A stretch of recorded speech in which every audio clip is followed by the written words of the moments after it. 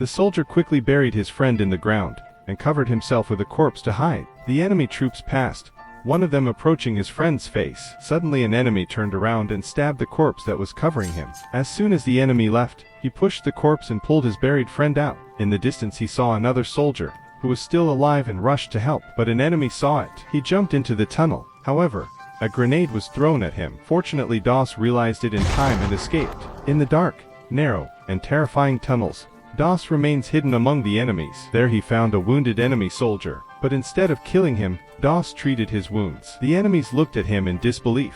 As night falls, Doss leaves the tunnel and continues to search for the survivors. Even with his weak body, he continued to pull severely wounded people from the grasp of death, including enemy soldiers. Doss' legs began to shake, his hands trembled, but he did not stop. His friend was still waiting for help. He prayed, "One more. Please let me save one more." After saving another soldier, he prayed again, "Just one more." The rough rope had badly injured his hands, but the wounded kept coming from the cliff one by one. No one knew where they came from. They only knew there was a madman saving lives on top of the hill. The captain saw all this and asked in surprise, "Who is that madman?" The answer came, "It's Doss, the new guy who was always laughed at for being inexperienced." By morning, Doss found his injured trainer, Sergeant Sherson. The enemy was searching the area. Doss took the sergeant's rifle, and for a moment the sergeant thought he was finally ready to kill. But instead, Doss wrapped the rifle in cloth and signaled for the sergeant to get on his shoulders. The sergeant provided covering fire. As they reached the edge of the cliff, Doss lowered him first. As soon as the sergeant reached the ground,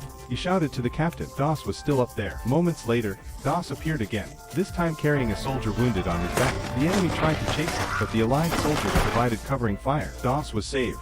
When he was finally rescued, his mind was still trapped on the battlefield. He couldn't even stand upright. The captain gently asked, "Are you hurt?" Tears filled Doss' eyes. He couldn't say anything. All the soldiers stood silently to honor the hero who had returned from hell. Doss might not even have realized it himself, but that night he had saved 76 lives single-handedly.